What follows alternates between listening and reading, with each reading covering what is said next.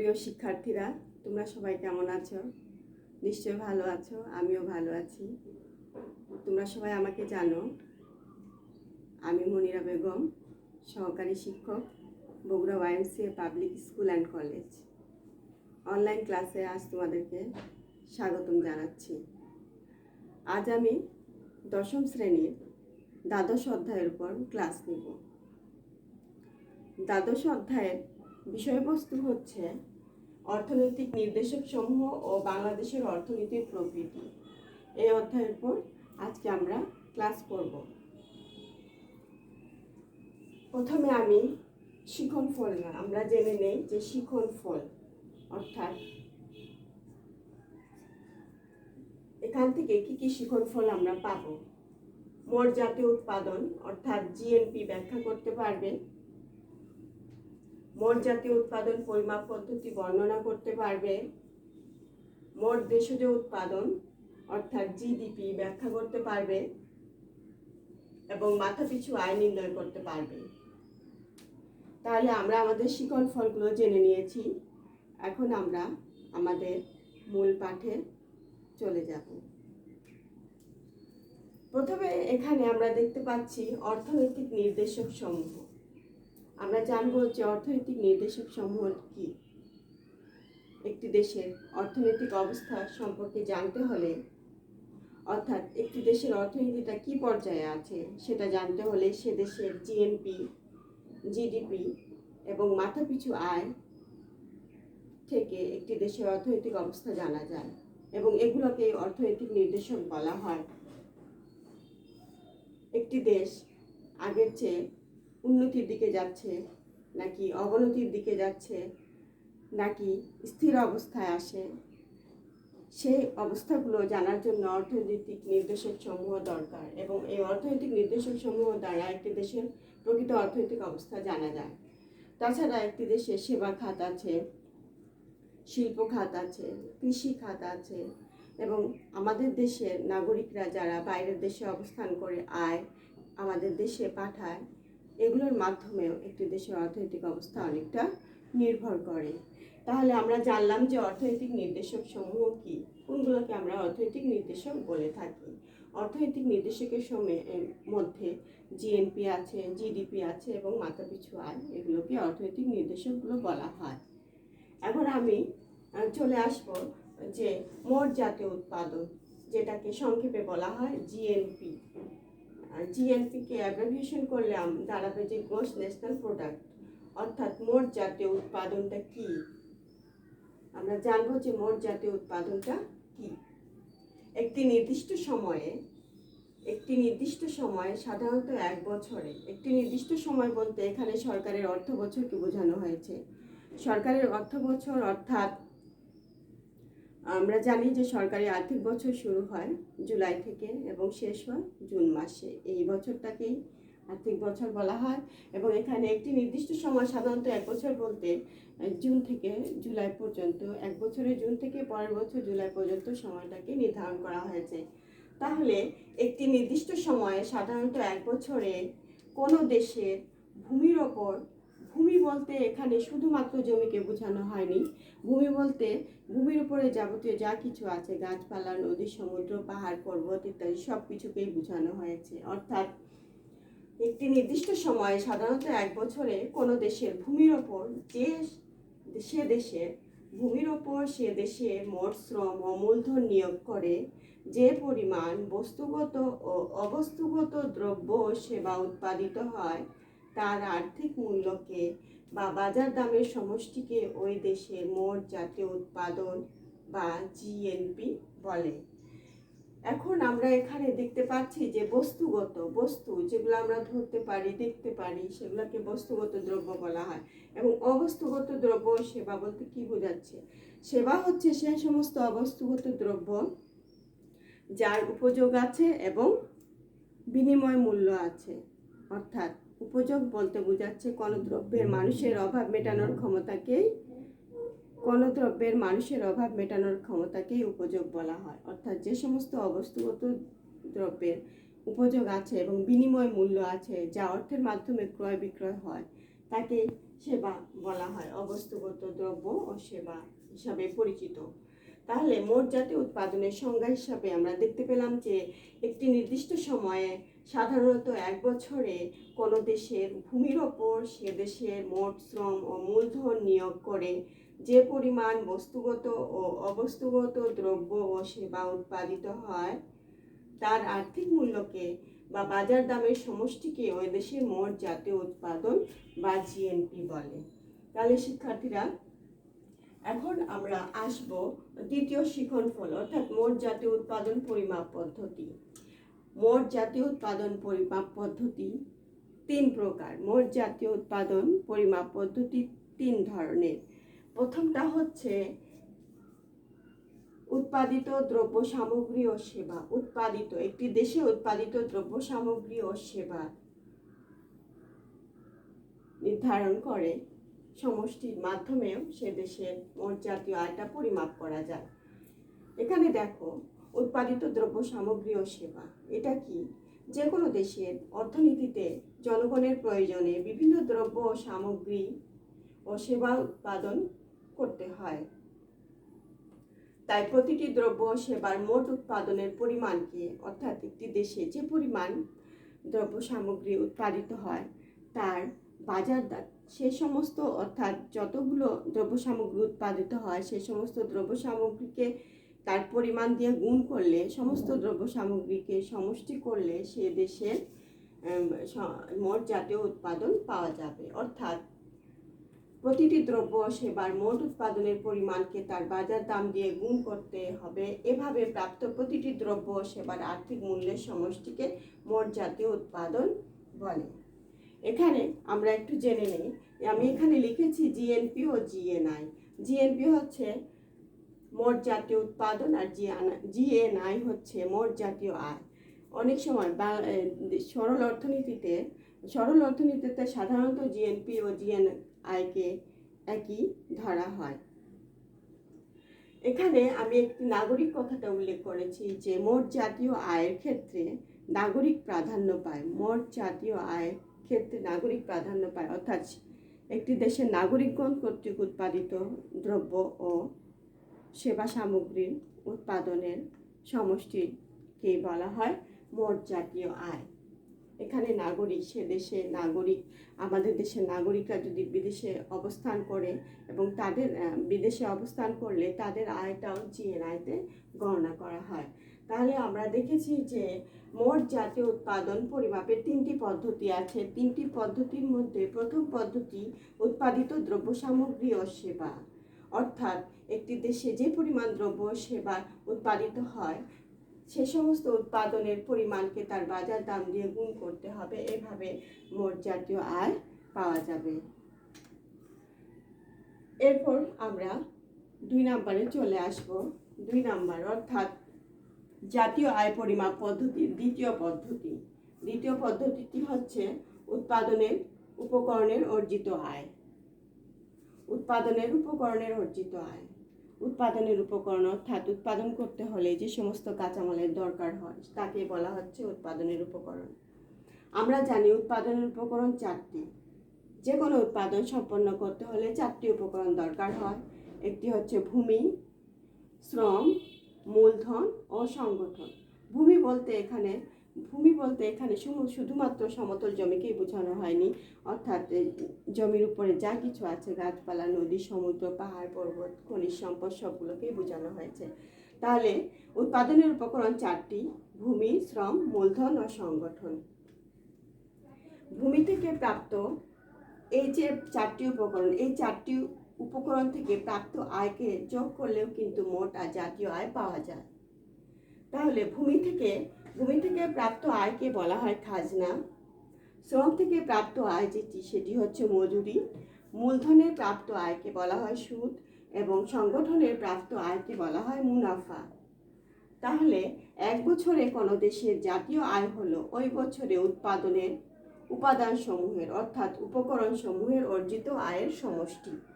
তাহলে মোট জাতীয় আয় পরিমাপের দ্বিতীয় পদ্ধতি সেটি হচ্ছে উৎপাদনের উপকরণের অর্জিত আয়, অর্থাৎ যে কটি উৎপাদনের উপকরণ আছে সে কটি উৎপাদনের উপকরণের প্রাপ্ত আয়কে যোগ করে মোট জাতীয় উৎপাদনটা পাওয়া যায়। এরপর আমরা আসি তৃতীয় পদ্ধতি। তৃতীয় পদ্ধতির নাম হচ্ছে সমাজের মোট ব্যয়। সমাজের মোট ব্যয় কোনো নির্দিষ্ট সময়ে দেশের সমস্ত ধরনের ব্যয় যোগ করলে মোট জাতীয় উৎপাদনের আর্থিক মূল্য পাওয়া যায়। এই ব্যয়টা কি ধরনের? কোনো দেশের মোট আয় দুই ভাগে ব্যয় করা হয়। একটি দেশের মোট আয় দুইভাবে ব্যয় হতে পারে। বলা হচ্ছে যে প্রথমটা কি, ভোগ্যদ্রব্য সেবা কেনার জন্য ব্যয়, অর্থাৎ একটি দেশের মোট আয়কে দুইভাবে ব্যয় করা যায়।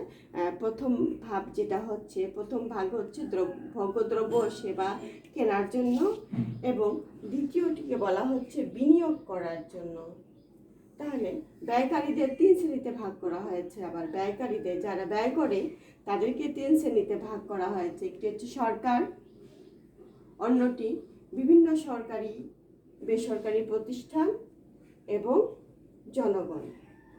3 নাম্বার হচ্ছে জনগণ। প্রথম হচ্ছে সরকার, দ্বিতীয় হচ্ছে বিভিন্ন সরকারি ও বেসরকারি প্রতিষ্ঠান, আর তৃতীয় হচ্ছে জনগণ।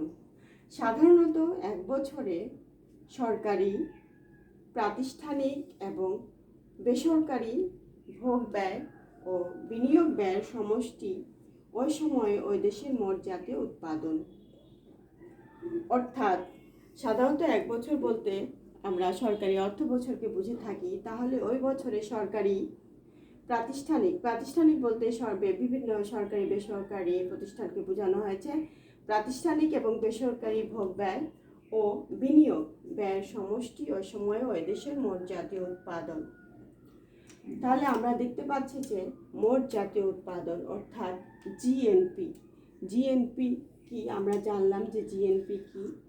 আমি আবার বলছি, একটি নির্দিষ্ট সময় সাধারণত এক বছরে কোনো দেশের ভূমির ওপরে সে দেশের মোট শ্রম ও মূলধন নিয়োগ করে যে পরিমাণ বস্তুগত ও অবস্তুগত দ্রব্য সেবা উৎপাদিত হয় তার আর্থিক মূল্যকে বা বাজার দামের সমষ্টিকে ওই দেশের মোট জাতীয় উৎপাদন বলে। এই মোট জাতীয় উৎপাদন পরিমাপের 3টি পদ্ধতি আছে। প্রথম পদ্ধতিটি হচ্ছে উৎপাদিত দ্রব্য সামগ্রী ও সেবা, অর্থাৎ এটাতে কিভাবে জাতীয় আয়টা বের করা যায় সেটা আমরা জেনেছি যে একটি দেশে উৎপাদিত প্রতিটি দ্রব্য সেবার মোট উৎপাদনের পরিমাণকে তার বাজার দাম দিয়ে গুণ করতে হয়। এভাবে প্রাপ্ত প্রতিটি দ্রব্য সেবার আর্থিক মূল্যের সমষ্টিকে মোট জাতীয় উৎপাদন বলে। এখানে একটি বিষয় তোমরা দেখতে পাচ্ছ, চূড়ান্ত দ্রব্য। অবশ্যই একটি দেশের উৎপাদিত চূড়ান্ত দ্রব্যটাই বিবেচনায় আসবে। চূড়ান্ত দ্রব্য বলতে আমরা বুঝবো যে দ্রব্য উৎপাদনের পর সরাসরি ভোগ করা যায়। একটি চূড়ান্ত দ্রব্য তৈরি করার জন্য সেখানে প্রাথমিক দ্রব্য এবং মাধ্যমিক দ্রব্য থাকে।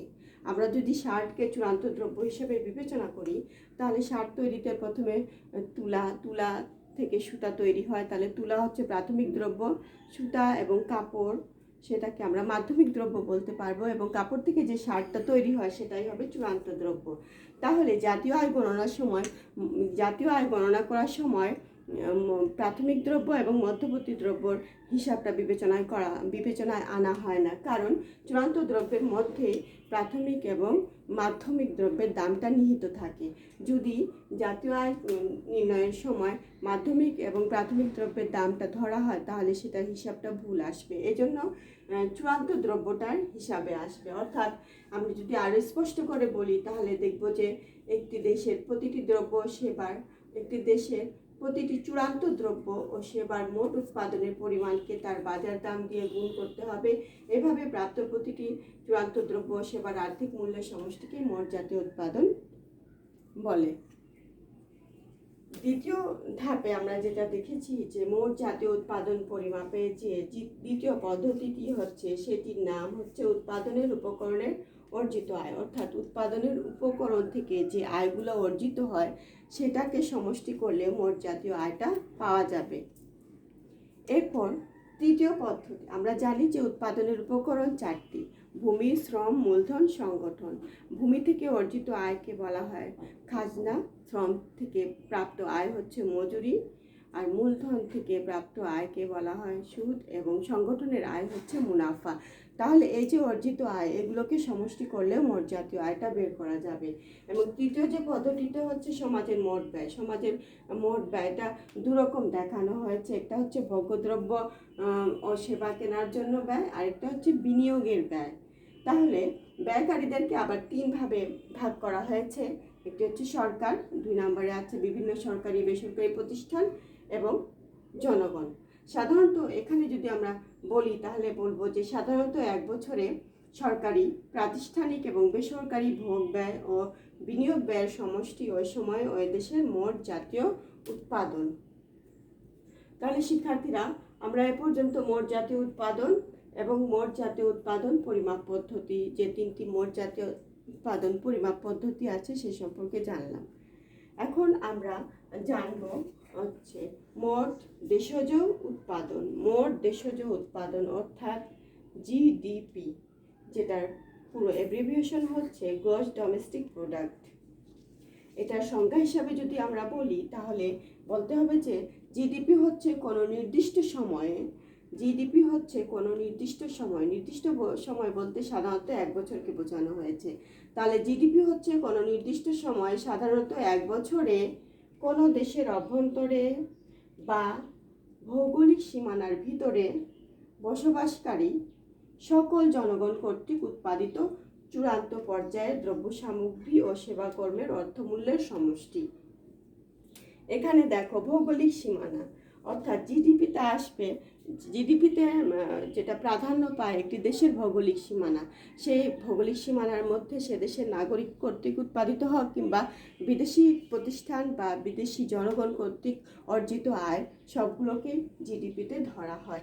এজন্য এখানে ভৌগোলিক সীমানার কথাটা উল্লেখ করা হয়েছে। তাহলে জিডিপি হচ্ছে কোনো নির্দিষ্ট সময়, সাধারণত 1 বছরে কোনো দেশের অভ্যন্তরে বা ভৌগোলিক সীমানার ভিতরে বসবাসকারী সকল জনগণ কর্তৃক, সকল জনগণ অর্থাৎ সে দেশের নাগরিকরাই উৎপাদন করুক কিংবা অন্য দেশের নাগরিক উৎপাদন করুক কিংবা অন্য দেশের যে প্রতিষ্ঠানগুলো থাকে তাদের আয়ও জিডিপিতে অন্তর্ভুক্ত করা হয়। তাহলে জিডিপি হচ্ছে কোনো নির্দিষ্ট সময়, সাধারণত 1 বছরে কোনো দেশের অভ্যন্তরে বা ভৌগোলিক সীমানার ভিতরে বসবাসকারী সকল জনগণ কর্তৃক উৎপাদিত চূড়ান্ত পর্যায়ের দ্রব্য সামগ্রী ও সেবা কর্মের অর্থমূল্যের সমষ্টি। আমি আবার বলছি, জিডিপি হচ্ছে কোনো নির্দিষ্ট সময়ে, সাধারণত 1 বছরে কোনো দেশের অভ্যন্তরে অর্থাৎ ভৌগোলিক সীমানার ভিতরে বসবাসকারী সকল জনগণ কর্তৃক উৎপাদিত চূড়ান্ত পর্যায়ের দ্রব্য সামগ্রী ও সেবা কর্মের অর্থমূল্যের সমষ্টি। এখানে আমরা একটা কথাটা জেনে রাখবো যে জিএনপিতে প্রাধান্য পায় দেশের নাগরিক। দেশের নাগরিক, যদি আমাদের দেশের কথা বিবেচনা করি তাহলে আমাদের দেশের নাগরিকেরা যারা বাইরের দেশে অবস্থান করছে এবং বাইরের দেশ থেকে ইনকাম করে আমাদের দেশে আয় করে পাঠাচ্ছে, তাদের আয়ও জিএনপিতে গণনা করা হয়। এখানে প্রাধান্য পায় নাগরিক। আর জিডিপিতে প্রাধান্য পায় ভৌগোলিক সীমানা, অর্থাৎ একটি দেশের ভৌগোলিক সীমানার মধ্যে দেশের নাগরিকগণ কর্তৃকই উৎপাদন হোক কিংবা বিদেশিদের দ্বারাই উৎপাদন হোক, তাদের আয়টাকে জিডিপিতে অন্তর্ভুক্ত করা হয়। তাহলে জিএনপি ও জিডিপির মধ্যে প্রধান পার্থক্য হচ্ছে জিএনপিতে নাগরিকতার প্রাধান্য দেওয়া হচ্ছে এবং জিডিপিতে ভৌগোলিক সীমানাটা প্রাধান্য পাচ্ছে। এখন আমরা এখানে তোমাদের বইয়ে একটি উদাহরণে দেওয়া আছে যে জিএনপি বের করার পদ্ধতি, আমরা কি উপায়ে জিএনপি বের করব। তাহলে জিএনপি ইকুয়াল টু এখানে দেখানো হয়েছে GDP minus X minus M, এটাকে ব্র্যাকেটে রাখা হয়েছে এক্স মাইনাস এম। এখানে জিডিপি বলতে আমরা বুঝি যে দেশের অভ্যন্তরে অর্থাৎ ভৌগোলিক সীমারেখার মধ্যে যে পরিমাণ চূড়ান্ত দ্রব্য সেবা উৎপাদিত হয় তার বাজার মূল্যের সমষ্টিকে জিডিপি বলে। তাহলে GDP minus X minus M, এখানে এক্স দ্বারা বোঝানো হয়েছে বিদেশে অবস্থানরত দেশি জনগণের আয়, অর্থাৎ যারা বিদেশে অবস্থান করছে দেশি জনগণের আয়, বিদেশে অবস্থানরত দেশি জনগণের আয়, অর্থাৎ আমাদের দেশের জনগণরা যারা বিদেশে অবস্থান করছে তাদের আয়কে এক্স দ্বারা দেখানো হয়েছে।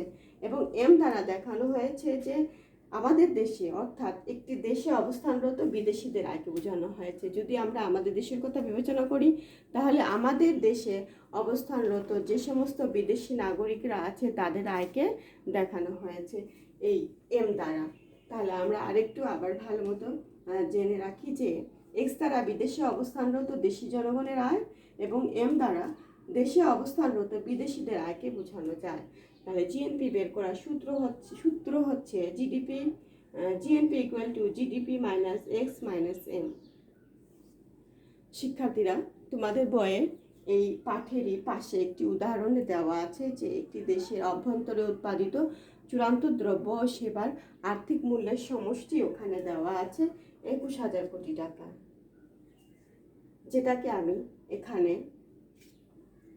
যেটাকে বলা হচ্ছে জিডিপি। ওখানে বলছে যে জিডিপি বের করো, জিডিপি নির্ণয় করতে বলা আছে এবং জিএনপিও নির্ণয় করতে বলা আছে। তাহলে জিডিপি ওখানে স্পষ্ট করে বলে দেওয়া হয়নি যে জিডিপি এত, ওখানে বলা আছে যে একটি দেশের অভ্যন্তরে উৎপাদিত চূড়ান্ত দ্রব্য ও সেবার আর্থিক মূল্যের সমষ্টি কত, 21,000 কোটি টাকা ওখানে দেখানো হয়েছে। তাহলে আমরা জানলাম যে জিডিপি ওখানে দেওয়া আছে 21,000 কোটি টাকা। এরপর বলা আছে যে এম এর মান, এম বলতে বোঝাচ্ছে যে দেশে অবস্থানরত বিদেশিদের আয়। দেশে অবস্থানরত বিদেশিদের আয় দেখানো হয়েছে ওখানে 2,000 কোটি টাকা এবং এক্স এর মান দেওয়া আছে বিদেশে অবস্থানরত দেশি জনগণের আয়, তার মান দেওয়া আছে 4,500 কোটি টাকা। তাহলে এখানে যদি বলা হয়েছে যে জিডিপি এবং জিএনপি নির্ণয় করো, আমরা সহজে এখানে জিডিপি পেয়ে গেছি 21,000 কোটি টাকা। এখন যদি জিএনপি বের করি তাহলে আমরা আমাদের এই সূত্রে চলে আসবো GDP minus X GDP GNP equal to GDP minus X minus M. তাহলে এখানে আমরা জিডিপির মান বসালাম, মাইনাস এক্স এর মান বসবে, এম এর মান বসবে কোটি টাকা। এরপর জিডিপির মান এবং মাইনাস এটা থেকে এটা বিয়োগ করে যা আসবে এটা বসবে। এরপরে আমরা এখানে পেয়ে গেছি যে 18,500 কোটি টাকা। এভাবে অনেক সময় ছোট ছোট অঙ্ক করতে দেওয়া থাকে, তাহলে আমরা যদি সূত্র জানি, সূত্রে মানগুলো বসিয়ে আমরা জিডিপি বের করতে পারবো এবং জিএনপিও বের করতে পারবো। এখানে জিএনপি বের করার সূত্রটি দেওয়া আছে।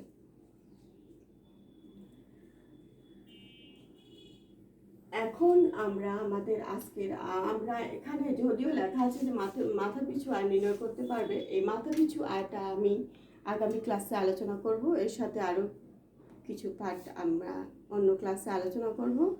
তাহলে মাথা পিছু আয়টা আমরা আগামী ক্লাসে আলোচনা করব। আজকে আমাদের আলোচনার বিষয় ছিল দশম শ্রেণীর বাংলাদেশ ও বিশ্ব পরিচয়ের দ্বাদশ অধ্যায় অর্থনৈতিক নির্দেশক সমূহ ও বাংলাদেশের অর্থনীতির প্রকৃতি।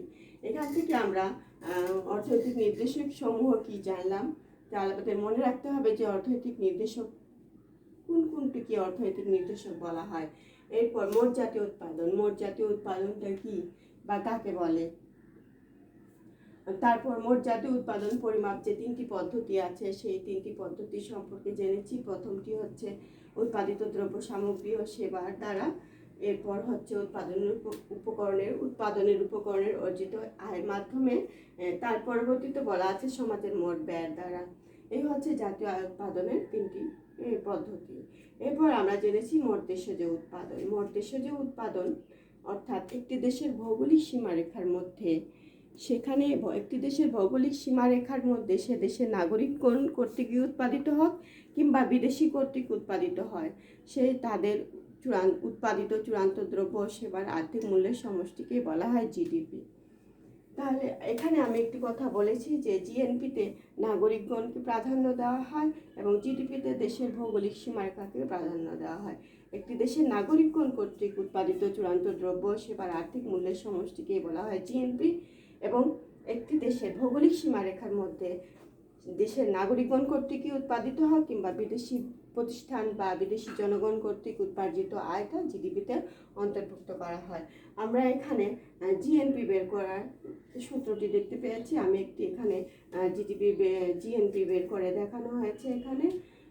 এই হচ্ছে আজকে আমাদের আলোচনার বিষয়। এখান থেকে যে বিষয়গুলো আলোচনা করা হয়েছে এগুলো আমাদেরকে ভালো করে পড়তে হবে এবং জানতে হবে। আর মাথাপিছু আয়টা আমি আগামী ক্লাসে আলোচনা করব।